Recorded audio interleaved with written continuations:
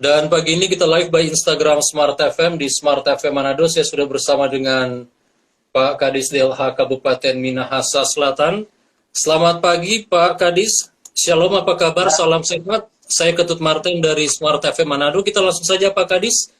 Mengapa dinas ya. Anda memilih atau melakukan terobosan pertama ini di Sulawesi Utara? Apa goal yang diharapkan ke depan? Silakan. Oke, terima kasih Smart Listener dan Pak Ketut. Ya. Jadi alasan sederhananya sebenarnya kami pemerintah ingin agar supaya masyarakat pada umumnya melihat sampah memiliki nilai. Jadi memiliki nilai ekonomi. Jadi dengan adanya nilai ekonomi dari sampah ini, jadi pertama tentu sampah ini ternyata bisa ditabung. Jadi strategi pertama kami membentuk beberapa bank sampah unit di bawah bimbingan Bank Sampah Induk DLH Kabupaten Minahasa Selatan yang sampai dengan saat ini ada 9 bank sampah unit dan aktif berjalan ada 7.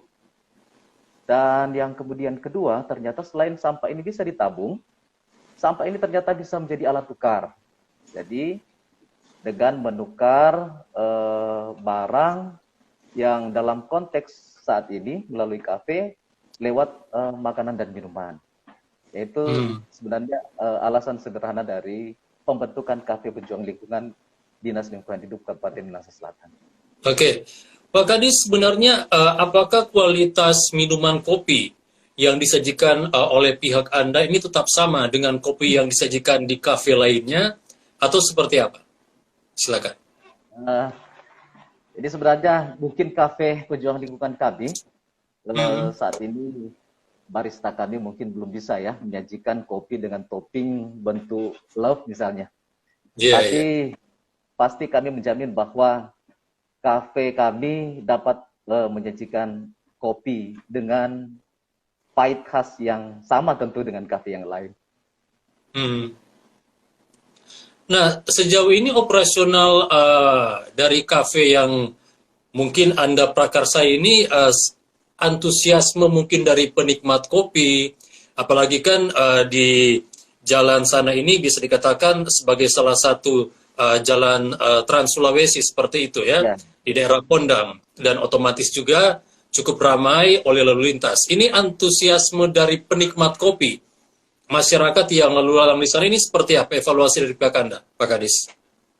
Jadi sampai dengan saat ini memang masih berkisar 1 mingguan ya kami membuka kafe ini, dan memang lokasi kafe ini masih di lingkup area kantor Bupati Minahasa Selatan. Jadi Dinas Lingkungan Hidup memiliki taman yang kemudian kami manfaatkan selain tempat untuk beristirahat, kami buka kafe pejuang lingkungan dengan maksud sebenarnya pertama untuk aparatur sipil negara yang berkantor di area kantor Bupati. Namun sampai dengan saat ini kami melihat bukan hanya pegawai negeri yang hadir, tetapi justru ada juga dari masyarakat yang di luar kantor kemudian datang ke kafe kami. Dan tentu tujuan kami ke depan adalah bukan hanya di lingkup kantor saja. Sebentar kami akan rencana membuka juga nanti untuk menyediakan bagi masyarakat luas. Ada area-area publik yang tentu kami akan manfaatkan untuk tujuan yang sama. Baik. Pak Kadis, kenapa terbersit di pikiran Anda untuk membuka kafe ini dengan membayar menggunakan sampah? Apakah karena volume sampah di Minsel hari demi hari semakin tinggi, atau karena juga ada bank sampah di sana, atau seperti apa? Ya, memang sebagaimana yang sering kali saya sampaikan bahwa sampah itu sudah menjadi masalah utama dalam kehidupan masyarakat. Bukan hanya di dunia, di Indonesia, tetapi juga tentu di Kabupaten Minahasa Selatan. Sehingga perlu untuk dijadikan solusi bagaimana untuk kemudian menangani sampah ini. Jadi program pemerintah pusat, jadi ada program Zero Waste 2025. Dewan Kepres 95 tahun 2017 tentang kebijakan strategi nasional untuk masalah sampah rumah tangga dan sampah jenis sampah rumah tangga yang kemudian ditindaklanjuti oleh kebijakan strategi daerah Kabupaten Minahasa Selatan untuk penanganan sampah, pengurangan sampah 30% dan penanganan sampah 70% dengan tujuan tahun 2025 sebenarnya sudah zero waste. Jadi untuk mencapai goal ini, jadi harus ada kiat-kiat atau strategi-strategi yang harus dilakukan. Jadi apa yang sudah kami lakukan saat ini tentu salah satu cara dari kami untuk kemudian mencapai tujuan akhir sebagaimana yang menjadi program pemerintah pusat. Oke. Sebenarnya mekanisme masyarakat untuk menikmati kopi dengan membayar sampah ini mekanismenya seperti apa, Pak Kadis? Silakan. Jadi, atau caranya ini bagaimana? Ya, prosesnya memang wajib menukar secangkir kopi, susu, teh ataupun coklat dan menu-menu lain yang sudah kami siapkan wajib dengan sampah yang tentu dengan sesuai dengan standar yang kami tentukan, karena belum semua jenis sampah yang kami izinkan untuk kemudian dijadikan alat tukar. Jadi ada sampah anorganik kertas, jadi kertas bisa, kardus bisa, koran bisa, kemudian sampah plastik, botol bisa, jenis-jenis emberan bisa, plastik-plastik lainnya tentu. Jadi untuk secangkir kopi yang kami siapkan, untuk botol plastik ukuran 600 ml, jadi cukup dengan membawa 10 botol. Kemudian untuk ukuran botol plastik 1,5 liter atau 1.500 ml, cukup membawa 6 buah. Kemudian untuk kertas yang sudah tidak digunakan, sekitaran 2 kilo sudah bisa. Kemudian untuk koran 1 kiloan bisa. Kemudian juga untuk jenis kardus dan sampah-sampah emberan dan jenis lainnya 1 kilo sampai 2 kilo sudah kami bisa berikan. Jadi pada prinsipnya sebenarnya Pak, pengelola ini Pak Kadis, apakah memang dari dinas Anda sendiri atau juga melibatkan mungkin kelompok-kelompok bank sampah? Tadi kan disampaikan di Minsel ada 9 tapi aktif baru 7. Apakah juga mereka dilibatkan atau seperti apa? Ya, memang untuk bank sampah di Kabupaten Minahasa Selatan sebenarnya terlibat secara langsung.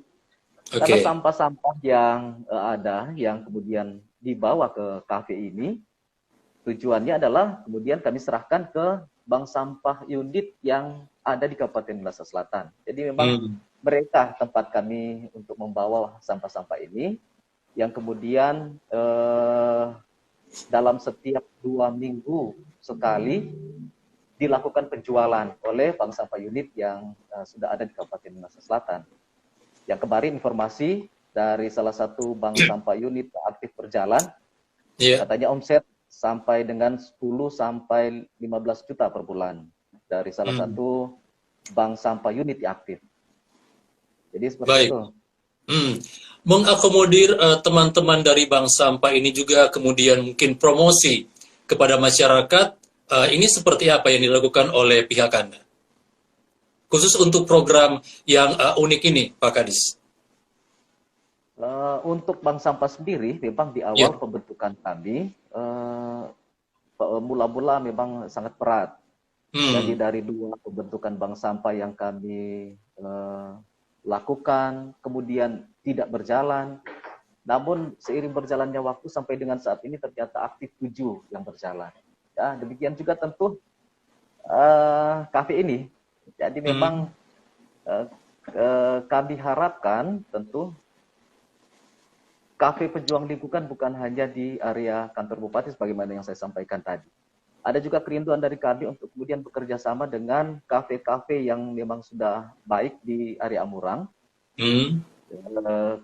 Kami menawarkan konsep tentu kepada manajemen dari pemilik kafe, bagaimana untuk kemudian masyarakat bukan hanya di kafe pejuang lingkungan saja, di kafe mereka juga yang sudah ada saat ini bisa untuk kemudian menikmati kopi mereka dengan alat tukar sampah, bukan dengan uang. Jadi itu nanti ke depan kami akan lakukan. Apakah ke depan juga pihak Anda berencana mungkin untuk melebarkan sayap, bukan hanya soal bicara kopi dari kafe ini, atau mungkin juga kan kita kalau orang Minahasa ini kalau pagi nyandak makan tinuk tuan mungkin bubur Manado ini belum klop. Apakah kedepannya ada kerinduan mungkin dari DLH untuk membuat makan tinu ganti bayar dengan sampah? Ada tidak Pak Kadis ke depannya? Iya, ke depan sebenarnya ini bukan hanya tinutuan atau nasi kuning atau jenis-jenis makanan lainnya. Bicara tentang kafe pasti akan ke sana. Tetapi rencana kami justru lebih dari itu. Kami rindu untuk kemudian membentuk nanti warung pejuang lingkungan lagi. Jadi ini menyiapkan kebutuhan harian keluarga. Jadi misalnya seperti warung-warung lainnya. Jadi ada garam di sana, ada kebutuhan harian yang nanti kami buka, yang semua alat transaksinya menggunakan sampah. Jadi untuk kali ini dari sisi makan minum, mungkin ke depan nanti seperti yang saya sampaikan tadi, warung dalam jenis warung yang nanti akan kami buka ke depannya. Jadi kami akan meminta pihak pasar untuk menyediakan satu lapak bagi kami untuk kemudian tempat kami menjual barang-barang yang mungkin bisa dijangkau oleh masyarakat, yang walaupun tujuannya bukan profit. Tujuan kami adalah harga terjangkau, masyarakat kemudian dapat membiasakan diri dan menilai bahwa sampah ini ternyata bisa dijadikan alat tukar untuk mendapatkan barang. Oke. Satu pertanyaan sebelum kita break Pak Kadis, untuk operasional kafe ini apakah tiap hari, kemudian jamnya dari jam berapa sampai jam berapa? Jadi khusus yang di kafe di area kantor Bupati saat ini mengikuti jam kantor. Jadi kami buka ketika kantor buka, jam 8 pagi kami sudah apel, langsung buka kafe. Kemudian juga apel pulang jam 4, jam 5. Jadi kafe juga ditutup untuk saat ini. Oke, baik. Kita break dulu Pak Kadis ya. Nanti kita akan sambung di bagian kedua setelah jeda. Smart listeners, jangan kemana-mana. Kami masih bersama dengan Pak Roy Sumangkut. Beliau adalah Kepala Dinas Lingkungan Hidup Kabupaten Minahasa Selatan. Jadi Anda kalau ke Minsel, ke daerah Pondang, di kantor Bupati ada kafe. Kalau mungkin dari Manado, jangan lupa bawa sampah yang sesuai dengan ketentuan Pak Kadis ya. Seperti itu, Anda bisa minum kopi ala kafe, bayar dengan sampah. Kami kembali tetap di Dialog Smart Morning Post.